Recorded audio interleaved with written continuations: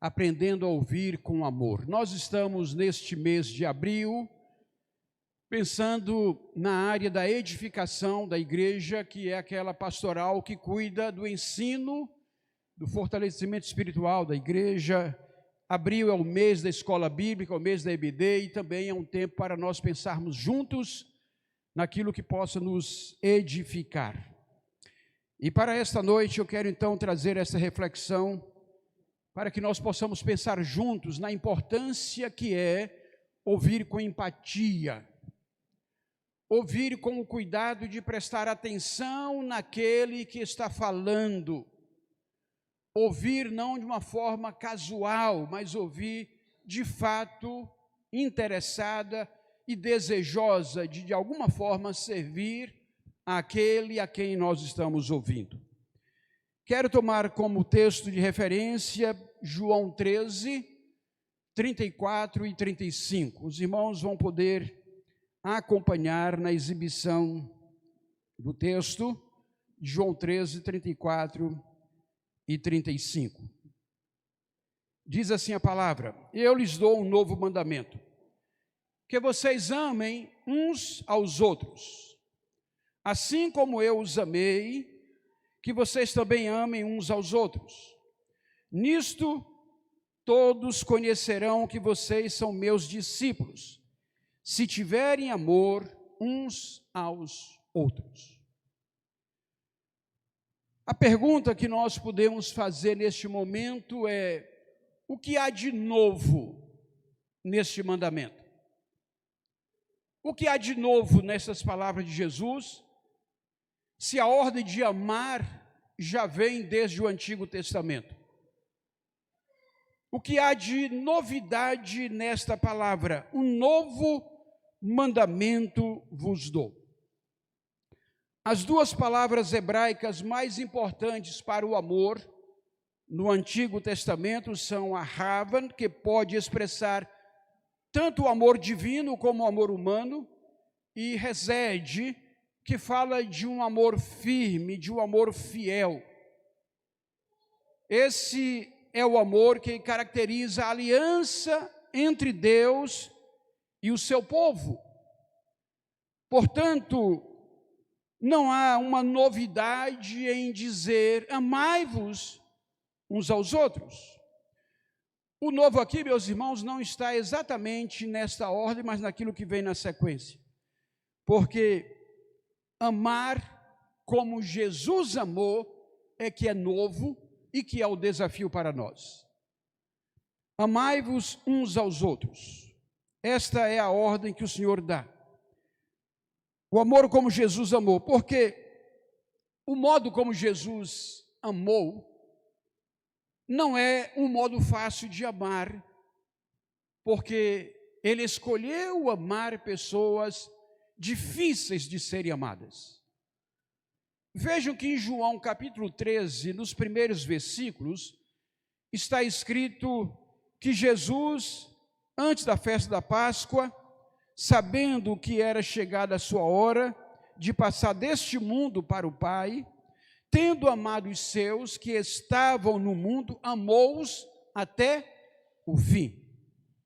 Durante a ceia, tendo já o diabo posto no coração de Judas, filho de Simão Iscariotes, que traísse Jesus, sabendo este que o Pai tinha confiado tudo às suas mãos, e que ele tinha vindo de Deus e voltava para Deus, levantou-se da ceia, tirou a vestimenta de cima, e pegando uma toalha, cingiu-se com ela. Em seguida, Jesus pôs água numa bacia e começou a lavar os pés dos discípulos e a enxugá-los com a toalha com que estava cingido. Eu lhes faço a seguinte pergunta: quem daqueles que me escuta aqui no templo, ou daqueles que nos ouvem pela internet, quem seria capaz de amar alguém que você sabe que iria lhe trair?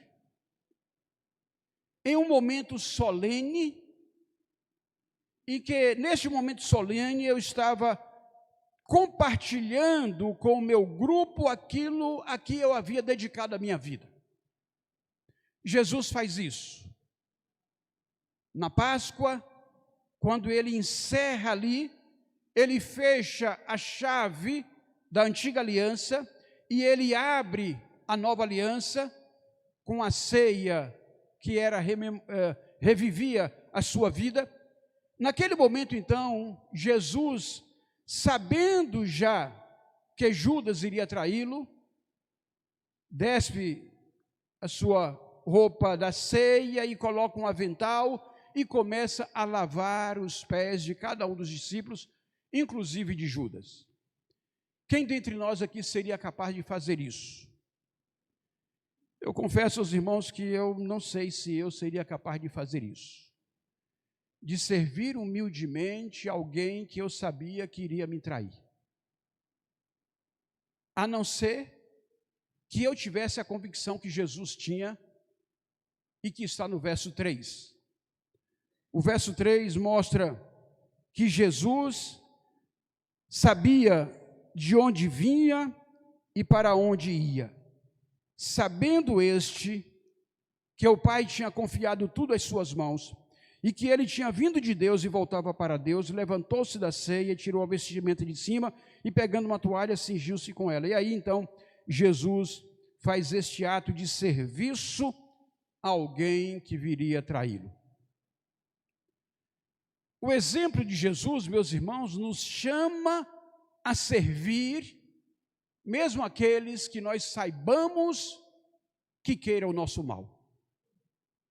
O exemplo de Jesus nos chama a amar, mesmo aquele que esteja comendo a mesma mesa que nós, e ainda assim não seja alguém confiável.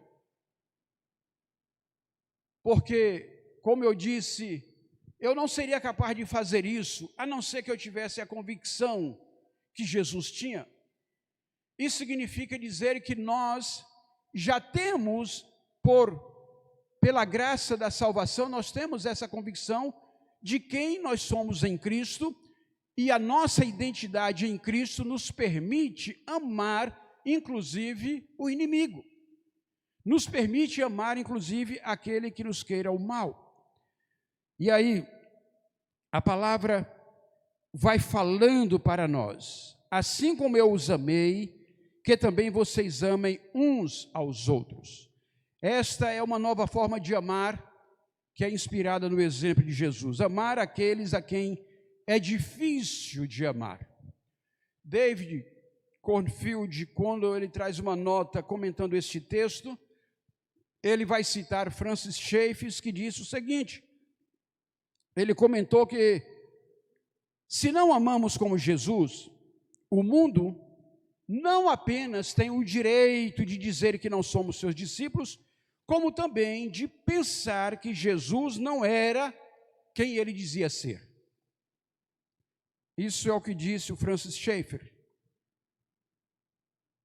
Se não amamos como Jesus, o mundo não apenas tem o direito de dizer que não somos seus discípulos, como também de pensar que Jesus não era quem ele dizia ser. Que grande responsabilidade! Viver neste mundo o exemplo de Jesus, o amor com que ele amou, e ao mesmo tempo revelar ao mundo esse Jesus por meio do modo como nós amamos. A vida de um discípulo, meus irmãos, ela é notabilizada por algumas marcas. E a primeira para a qual quero chamar a sua atenção é a verdade, a marca da verdade. Espera-se que um discípulo do Senhor seja alguém pautado pela verdade, alguém cujo caráter não seja levado pela falsidade, pela mentira, mas sim pela verdade. João 8,31 vai dizer: então Jesus disse aos judeus que haviam crido nele: se vocês permanecerem na minha palavra, são verdadeiramente meus discípulos. Uma outra marca que precisa estar presente na vida de um discípulo é o amor.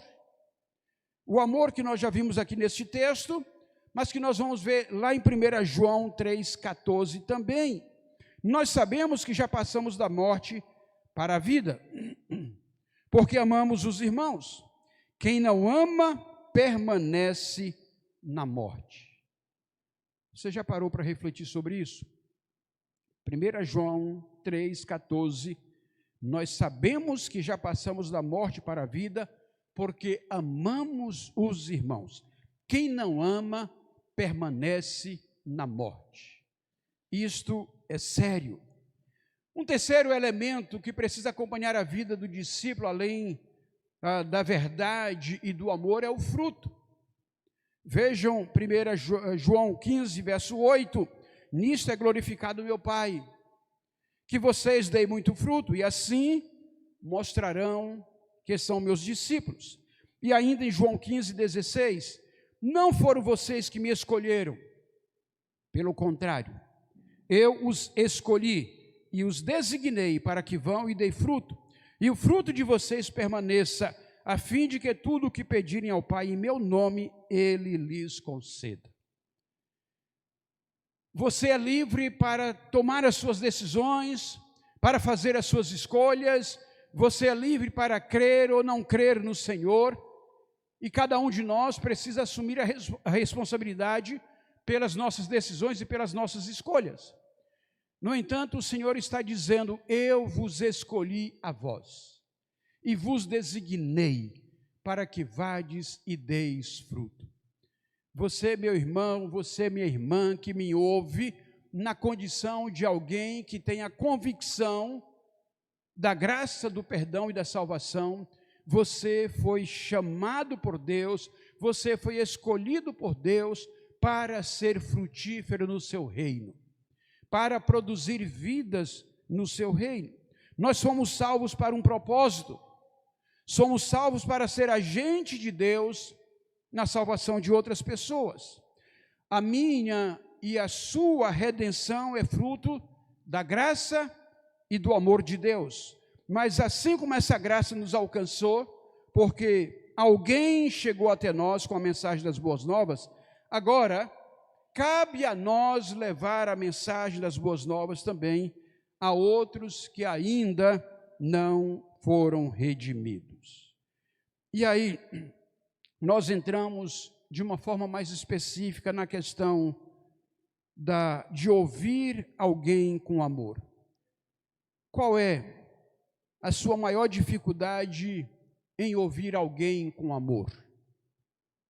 Qual a maior dificuldade que você tem quando você pensa na realidade de ouvir alguém com empatia, tentando se colocar no lugar da pessoa, ouvir a pessoa com um amor conforme o exemplo de Jesus? Qual é a sua maior dificuldade?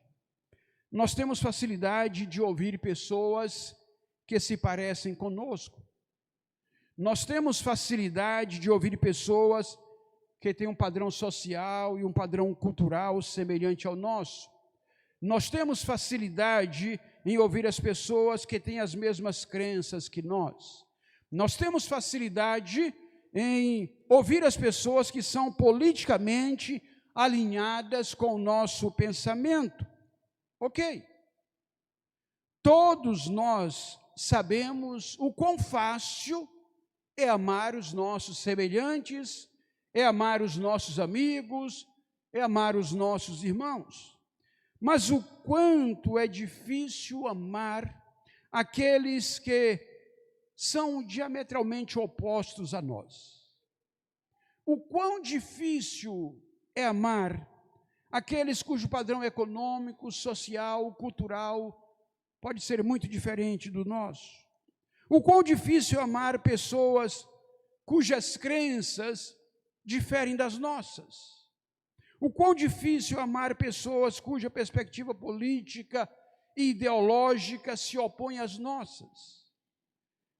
Vivemos num ambiente em que as pessoas precisam ser amadas não por aquilo que elas tenham de semelhança conosco, mas precisam ser amadas porque elas foram feitas imagem e semelhança de Deus.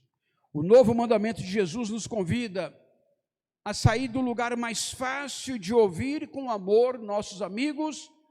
O novo mandamento de Jesus nos desafia a amar as pessoas que são difíceis de serem amadas. É o cobrador de impostos chamado Zaqueu, que roubava os seus compatriotas. Amar a mulher possuída por espíritos imundos, chamada Maria Madalena, que ainda sofre o preconceito porque fora uma mulher possessa e agora está seguindo Jesus. É amar o impulsivo e temperamental Pedro, que numa hora parece firme como uma rocha, na outra parece uma gelatina. É amar pessoas que estão leprosas à beira do caminho. É amar aquele deficiente físico que está à beira de um poço esperando um milagre. É o cidadão excluído da sociedade que mora em cavernas, tamanha quantidade de demônios que estão sobre ele. Amar essas pessoas foram as pessoas a quem Jesus amou. A Bíblia diz que Jesus amou-os até o fim. E muitos desses, nem mesmo seus nomes aparecem na história sagrada. Temos em Jesus, meus irmãos, um outro paradigma de como devemos expressar nosso amor. Isto sim é novo. A questão é que muitas vezes nós sabemos disso, conhecemos isto, mas ignoramos a prática disso. Olhando para João 13:35, a pergunta que devemos fazer é: qual a consequência de amar como Jesus amou? E a resposta vem logo em seguida: todos conhecerão que vocês são meus discípulos se tiverem amor uns aos outros. Todos conhecerão que vocês são meus discípulos se tiverem amor uns aos outros. Parece que este era o elemento principal que na igreja primitiva fazia com que a cada dia ia sendo acrescentado aqueles que haveriam de ser salvos, porque havia uma verdadeira expressão de amor entre aqueles irmãos. Em um mundo marcado pela substituição das relações pessoais, pelas relações virtuais, pelas relações sociais de internet, nós temos visto irmãos que estão destilando ódio, rancor, amargura, acusações, julgamentos contra outros irmãos, às vezes por coisas insignificantes. Não é isso que Jesus espera dos seus discípulos. Aprender a ouvir com amor nesse contexto volta a ser uma necessidade entre os discípulos de Jesus. Queremos encorajar os irmãos a serem intencionais, no sentido de lançar redes de amor. Ser intencionais no sentido de tentar pescar vidas para o reino de Deus a partir do modo como essas pessoas são amadas. Mateus 13:47, o reino dos céus é ainda semelhante a uma rede que foi lançada ao mar e apanhou peixes de toda a espécie. Na última noite de dezembro, no dia 31, nós trouxemos para os irmãos aqui uma palavra trazendo aquilo que seriam as diretrizes para a nossa igreja neste ano, em que nós estávamos desafiando ali a igreja para nos voltarmos a uma intencionalidade no sentido de trazer pessoas ao conhecimento de Jesus. E nós lançamos um acróstico em torno da palavra pesca. Alguns talvez se lembrem do significado dessa palavra, mas alguns outros precisam ser lembrados. A primeira letra, P, significa pedir a Deus em oração pelas pessoas que cruzam o nosso caminho. Você tem orado por aquelas pessoas com quem você convive no seu dia a dia? Você tem apresentado diante de Deus aquelas pessoas que fazem parte dos seus relacionamentos, sejam eles profissionais, sejam eles de vizinhança, sejam eles familiares, mas é certo que todos nós convivemos com pessoas que ainda não declararam seu amor por Jesus como Senhor e Salvador. Então essas pessoas devem ser alvo das nossas orações. Você tem orado por elas? Isso é a primeira letra, a letra P, pedir a Deus em oração pelas pessoas que cruzam o nosso caminho. Para a letra E, nós temos, olha, o pessoal até resgatou muito bem. Para a letra E, nós temos escutar as pessoas com empatia. Escutar as pessoas com empatia. A mensagem de hoje à noite tem a ver com este tema, tem a ver com essa necessidade de aprender a ouvir as pessoas com amor, aprender a ouvir as pessoas com empatia, aprender a tentar se colocar no lugar da outra pessoa. Nós temos muita facilidade de ouvir alguém e dentro de nós já fazer um julgamento em relação àquela pessoa. E a partir dos nossos julgamentos, nós então já definimos o modo como nos relacionamos com a pessoa. Se o nosso julgamento é negativo, nós vamos tentar evitar a pessoa. Se o nosso julgamento é positivo, nós vamos querer estar perto dessa pessoa. Tenhamos o cuidado de não ser precipitados em julgar as pessoas antes de conhecer sua história, suas vidas. Eu estava vendo na internet ontem um desses vídeos que traz alguns atletas de futebol, e eu estava vendo um pouco da história de Denner, um atleta que morreu aos 23 anos de idade, vítima de um acidente automobilístico. Aquele jovem perdera seu pai ainda muito criança, e ele desenvolvia uma certa atividade de trabalho, e trabalhava durante o dia, mas nos tempos livres tentava jogar futebol, e alguém percebeu o talento dele e resolveu dar uma oportunidade para ele. E esse jovem então joga um tempo na Portuguesa, depois tem uma passagem pelo Grêmio, depois vai parar no Vasco, e alguém comentando os dribles dele, alguém chegou a intitulá-lo de o Deus dos dribles, e alguém diz que se ele tivesse uma carreira no futebol, ele teria sido maior do que Neymar. Um jovem que aos 23 anos, ele havia exigido num dos contratos que lhe fosse comprado um carro potente, um carro de luxo para a sua época, e quando ele vai se deslocando de São Paulo para o Rio, então ele se envolve num acidente que isso se torna fatal, e aos 23 anos ele se vai. E aí, olhando um pouco da história do Denner, ele era um tipo, alguém meio revoltado lá com a sua equipe de futebol e com as pessoas com quem ele lidava, mas quando você olha a história que está por trás do Denner, você pode encontrar algumas explicações para o comportamento daquele moço. Então, se você julga uma pessoa pelo primeiro comportamento, pela primeira atitude, e não conhece a história de vida da pessoa, então você acha que tudo aquilo que você tem de julgamento se justifica. Na realidade, mesmo que a história das pessoas tenham sido difíceis, elas não são obrigadas a levar adiante uma história de agressividade, de violência, uma história de rebeldia. Certamente, algumas pessoas que aqui estão perderam o pai ou a mãe, ainda muito jovens, ou vivem numa realidade, uma família de violência, de brutalidade, só que você não foi programado para ser exatamente como seus pais. Você não é um ser autômato, você é um ser autônomo, e como tal você tem liberdade de fazer as suas escolhas, tomar as suas decisões. Então, quando adulto, as escolhas que você faz, você não pode jogar em cima da culpa da história do seu passado. Você pode muito bem mudar a história do seu passado, assumindo atitudes e decisões que possam levá-lo para um futuro melhor.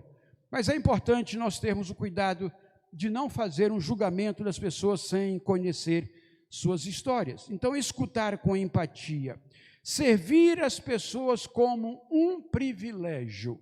E aqui eu quero convidar alguém para compartilhar comigo esta parte da mensagem. Servir as pessoas como um privilégio. Nós temos ensinado aqui à igreja que além de orar, além de escutar, é importante ser proativo no servir. Servir de alguma maneira as pessoas por quem nós estamos orando. E os outros dois elementos são convidar as pessoas para compartilhar uma refeição na sua casa e adotar a prática de compartilhar histórias com essas pessoas. Mas eu quero chamar alguém para dividir comigo agora um pouco dessa mensagem, trazendo um exemplo daquilo que já está acontecendo entre pessoas da nossa igreja. Eu espero que este seja apenas um exemplo de outros, de alguém que está servindo intencionalmente como um privilégio. Simone, por gentileza, venha até aqui e compartilha com a gente a experiência que você viveu recentemente nesse campo.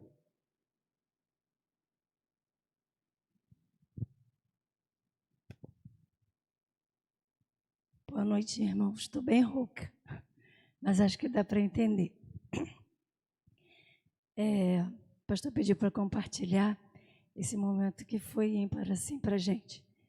Primeiro, eu quero dizer que é Deus que opera em nós o querer efetuar. E toda a honra e toda a glória seja dada ao Senhor Jesus. Nós conhecemos, eu particularmente conheci um amigo do Leandro que já havia estudado com ele em dezembro do ano passado, e ele estava vindo morar em Natal. E a gente sabe como é difícil chegar numa cidade sem conhecer nada nem ninguém. E aí, nesse evento, ele compartilhou conosco que a esposa dele ia chegar e que ela já tinha passado por um momento assim, de depressão, e que ele estava um pouco preocupado com isso, dela chegar aqui e não conhecer ninguém. Ela estava um pouco triste que ia deixar toda a família lá em São Paulo. E aí nós nos colocamos à disposição, eu e o Leandro, para ajudar no que fosse possível e preciso para eles. Bom, passou uns dias, e vou tentar resumir bem rapidinho. Passou uns dias, essa pessoa então chegou. E teve outro evento lá na Maria, e nós a conhecemos nesse evento, era um almoço. E aí, sentada à mesa, essa pessoa comentou, a esposa dele: eu estou um pouco triste, sabe? Eu estou muito triste. Eu já estou aqui há uns dias e não me vejo morando nesse lugar. Não me vejo com essas pessoas que estão aqui. Eu não estou bem aqui nesse ambiente. Assim, eu não me sinto pertencente a esse grupo. E estou muito triste. Aí eu a convidei, eu pulei, eu fiz o compartilhar a refeição. Eu a convidei para jantar na nossa casa. Eu falei: não, vamos lá, vamos conversar um pouco, não é? E aí já comecei a orar intencionalmente. Na verdade, desde quando nós conversamos com o amigo do Leandro, no evento anterior, a gente já começou a orar intencionalmente por eles. E ela foi outra família também, foi um momento muito gostoso. E nesse jantar, ela compartilhou que no dia seguinte estaria chegando a mudança e ela tinha que faxinar a casa.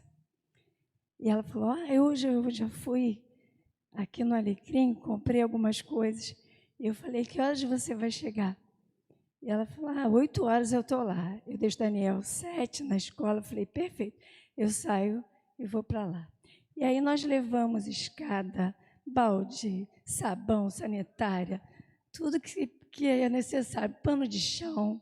Ela já tinha a maioria das coisas, mas nós levamos essas coisas. O Leandro emprestou a máquina de furar, tudo a gente levou para eles. E passei a manhã toda lá. Eu nunca limpei um armário tão bem limpinho como aquele dia. Foi uma manhã toda limpando os armários da casa, estava com um pouco de mofo. E eu pedindo ao Senhor que eu não comece a espirrar, porque eu sou alérgica. E foi maravilhoso, foi impactante para eles que estavam chegando e para a gente que estava servindo também. E desde então a gente tem caminhado com essa família e Deus tem feito as coisas grandiosas mesmo, assim.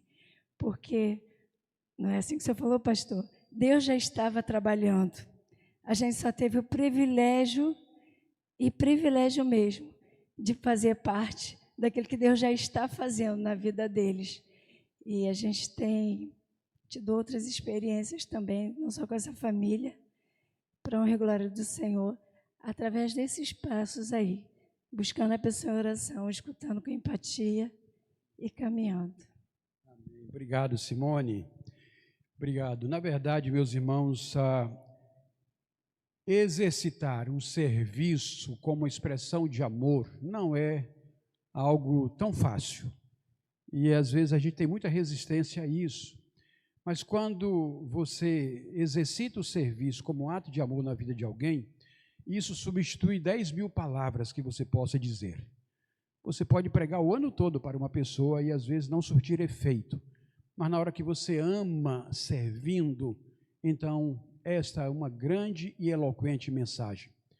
Eu lembro do exemplo que o David Young Chu contou sobre a igreja da Coreia do Sul, antes dela se tornar uma mega igreja, e quando eles estavam começando os pequenos grupos naquela igreja, intencionalmente algumas pessoas, mulheres, jovens, ficavam atentas no saguão dos prédios, dos condomínios onde moravam, para ver quem chegava com compras. E quando as pessoas chegavam com compras, elas faziam questão de pegar e ajudar a levar até o apartamento como uma forma de servir. Há várias formas como nós podemos servir uns aos outros. Descubra aquela que lhe seja mais confortável, em que você possa servir alguém. Eu me lembro que quando nós chegamos no nosso segundo pastorado em Alagoinhas, na Bahia, nós chegamos ali no dia do aniversário do nosso filho mais novo, e quando nós chegamos, a igreja estava nos recepcionando ali com uma faixa e alguns irmãos, mas algo que nos marcou bastante foi quando nós chegamos na casa pastoral onde nós moramos, e uma vizinha do lado direito da nossa casa nos trouxe um bolo, né? E até hoje eu lembro que aquele bolo foi algo marcante na relação nossa com aquela vizinha. Então, servir, meus irmãos, é sempre um privilégio.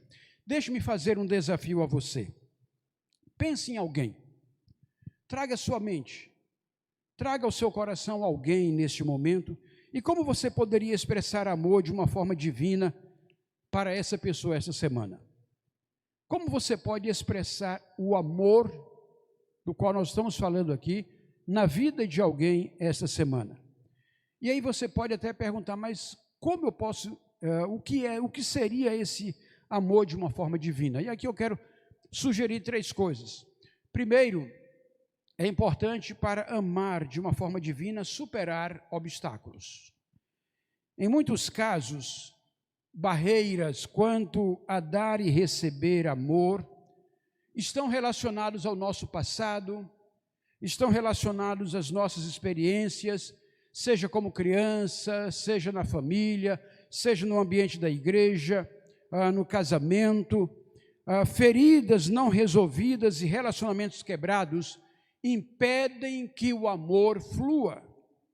Nesses casos, é preciso mudar a atitude e ter uma disposição de caminhar na direção de uma cura das suas lembranças, das suas memórias, de uma restauração dos seus sentimentos, dos seus afetos, para que você possa ter uma alma leve e não pesada em relação ao outro. No Salmo 77, verso 3, o salmista afirma: lembro-me de Deus e começo a gemer, medito e o meu espírito desfalece. A dor geralmente coloca uma barreira entre nós e Deus. Pensar nele em plena dor nos faz mal. Por vezes, nessas ocasiões, as pessoas externam a sua dor e o seu sofrimento em forma de revolta, em forma de acusações, colocando a culpa do seu sofrimento em Deus. Em meio a isso, nossa fé muitas vezes é atingida. Nos sentimos fragilizados em termos espirituais. A pessoa de Jó, nessa hora, nos serve de inspiração, porque em momentos assim nós devemos lembrar que Jó, mesmo passando pela dor do sofrimento, ele não abriu mão da sua fé em Deus. Então, se há um primeiro elemento a ser trabalhado para que nós consigamos expressar amor de uma forma divina, é superar estes obstáculos. Em segundo lugar, tornar o amor visível. Normalmente parece difícil tornar o amor tangível ou palpável. Quando nós entendemos que a essência do amor é valorizar a outra pessoa e paramos de desvalorizá-la, isso já é um bom sinal, isso já é uma ajuda, um avanço positivo. Em terceiro lugar, é desenvolver exercício de afirmação. Escolha 3 pessoas a quem você quer demonstrar amor. Relacione de 3 a 5 qualidades dessas pessoas. 3 a 5 pontos positivos que você vê nessa pessoa. Busque uma ocasião para fazer afirmações desses pontos positivos na vida da pessoa. Um momento presencial. Não um momento virtual, mas um momento presencial em que você possa estar com essa pessoa. Pode ser um colega de trabalho, por exemplo, e que no intervalo você vai tomar um café com ele, e ali em meio àquele café você pode dizer algo como, por exemplo, fulano, eu admiro o seu senso de responsabilidade. Parabéns. Cicrano, eu olho o modo como você trata seus filhos e a sua esposa, e eu acho isso muito bonito. Você pode enumerar uma série de afirmações positivas, afirmações que reforçam o caráter do outro naquilo que ele está fazendo de bom. Porque se você quiser olhar o que a pessoa está fazendo de negativo, você vai encontrar uma infinidade de aspectos negativos. Mas isso não constrói relações. O que constrói relações é você afirmar aquilo que o outro tem de bom. Então você pode se exercitar sendo afirmativo para com as pessoas. Não se trata de um exercício de bajulação, mas sim de afirmar traços bons que você percebe do próximo. Caminhando para a conclusão, meus irmãos, é preciso aprender a ouvir com amor, e isto é um exercício. O diálogo de Jesus com a mulher samaritana é um exemplo inspirador. Jesus chega à margem do poço, fica aguardando ali, ele está com sede, os discípulos vão à cidade comprar comida, e vem uma mulher pegar água ao meio-dia, e Jesus pede água àquela mulher, e a mulher diz, como sendo você um judeu, pede água a mim que sou samaritana. Judeus e samaritanos não se falavam, e Jesus então começa a conversar com aquela mulher, e em meio à conversa, Jesus descobre que aquela mulher já tivera tantos maridos, que aquele que ela tem hoje nem é mesmo seu marido. E a partir disso, Jesus mostra empatia e cuidado para com aquela mulher. E ele anuncia outras coisas a ponto dela voltar correndo à cidade e dizer, venham ver alguém que disse tudo sobre a minha vida. O exemplo da mulher samaritana, de como Jesus estabelece um diálogo amoroso. O exemplo daquela mulher que foi apanhada num ato de adultério, em que as pessoas a colocam diante de Jesus e diz para ele, Senhor, ela foi apanhada no adultério e pela lei de Moisés ela deve ser apedrejada. E Jesus está escrevendo, continua ali, e eles insistem, e Jesus levanta a cabeça e diz, se alguém não tem pecado, seja o primeiro a tirar a pedra. E ele continua escrevendo, e um a um vai saindo de modo que não fica ninguém. Quando Jesus levanta a cabeça, só está a mulher. E Jesus pergunta, ninguém te condenou? E a mulher diz o quê? Ninguém. E Jesus diz o quê para aquela mulher? Vá e não peque mais. Jesus não está ratificando o pecado daquela mulher, mas Jesus está demonstrando graça, amor, compaixão. Ele não assumiu uma postura condenatória para a mulher samaritana, nem para aquela mulher. Pelo contrário, ele teve uma atitude acolhedora, perdoadora, uma atitude de amor para com aquela mulher. Ele não as julgou. Ainda hoje, meus irmãos, a atitude acolhedora dos discípulos de Jesus, a atitude empática, amorosa, se tornam o modo como o Espírito Santo vai trabalhando na vida das pessoas para trazê-las à compreensão de que Deus as ama, de que Jesus deu a sua vida por elas, de que o sangue de Cristo as purifica de todo o pecado, e por meio do arrependimento de pecados e a confissão dos mesmos, o Jesus que deu a sua vida na cruz, perdoa a todo aquele que a ele se achega. Ainda hoje, a atitude acolhedora da igreja é esse caminho para a reconciliação do homem com Deus. Talvez hoje à noite tenhamos pessoas entre nós que precisam restaurar sua relação com Deus. Pessoas que precisam olhar para si mesmas e dizer: Senhor, eu tenho estado frio para contigo, eu tenho estado longe do Senhor, eu tenho estado, ó Deus, indiferente para com as coisas espirituais, mas eu quero mudar a minha vida daqui para frente.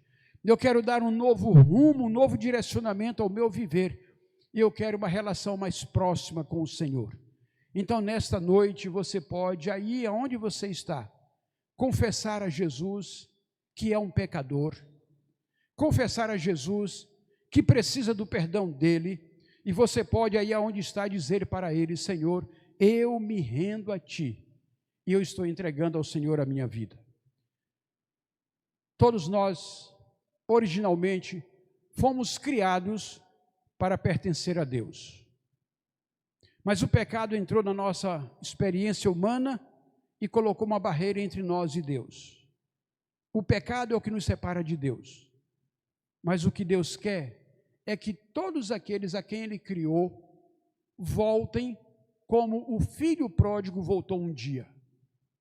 Como aquele que se revoltou contra o pai, saiu, gastou toda a herança e depois de muito sofrer, volta para a casa do pai, e o pai o acolhe e o ama, o abraça e o restaura a condição de filho. Talvez hoje à noite tenhamos entre nós pessoas que, como aquele filho, saíram da presença de Deus, vivem suas vidas sem esse compromisso com o Senhor, e hoje à noite precisam dizer para Jesus: eu estou voltando para os teus braços, eu estou voltando à tua presença, eu quero me reconciliar contigo, e eu quero pedir que o Senhor restaure a minha fé, me concedendo o teu perdão e me aceitando de volta como filho. Eu quero convidar você para inclinar a sua cabeça e orar comigo nesse instante. Por gentileza, ore ao Senhor. Fale com Deus aí aonde você está.